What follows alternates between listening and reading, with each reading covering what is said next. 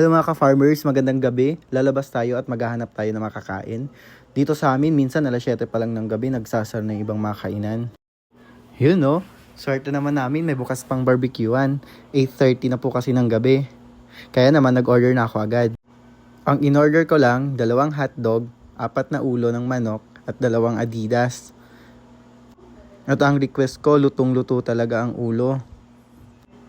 Since bata ako, paborito ko na talaga ang ulo ng manok.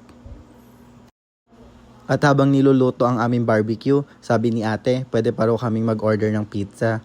Kaya naman, nag-order ako ng paborito kong Hawaiian with additional pineapple. At ayan na nga mga ka-farmers, paluto na ang aming mga in-order na inihaw.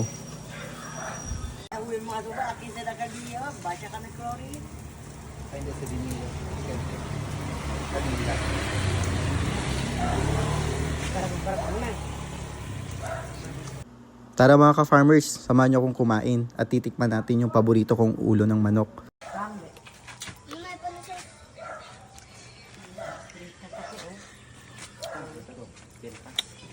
Super big. Yung ulo po ng manok, 8 out of 10. Pero yung super jumbo na hotdog nila, 10 out of 10. And yung sauce nila, 10 out of 10 din mga ka-farmers.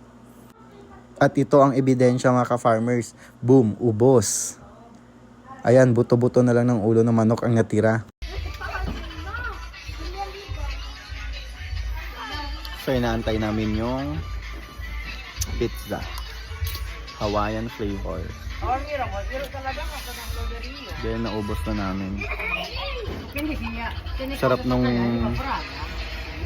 big hot dog. Ay, super jumbo. Super jumbo.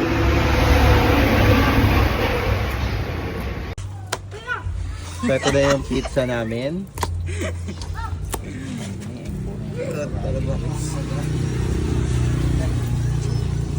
It's Hawaiian flavor with additional pineapple.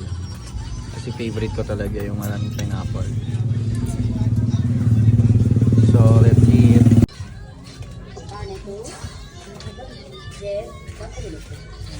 Sakay ka mo.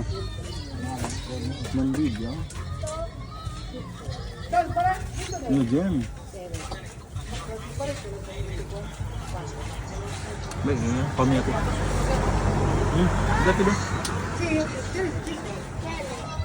Yung pizza naman mga ka-farmers, 8.5 out of 10. Pero yung anghang niya, 10 out of 10. Ang sarap.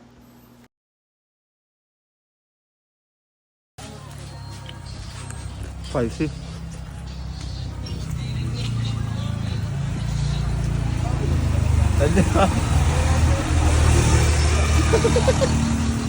It's time to go home mga ka-farmers. Uuwi kaming masaya dahil satisfied kami sa mga in-order naming pagkain. Dito pala sa amin mga ka-farmers, may mga daanan dito na super challenging. Lalo na pag umuulan, ang hirap. Pero dahil may driver's license na tayo mga ka-farmers, station na lang sa atin yung pagdadrive ng motor. Charot lang. Hirap na hirap ako niyan. Kasi may sakay pa ako. So hanggang dito na lang ang video ito mga ka-farmers. Paalam po. And good night mga ka-farmers.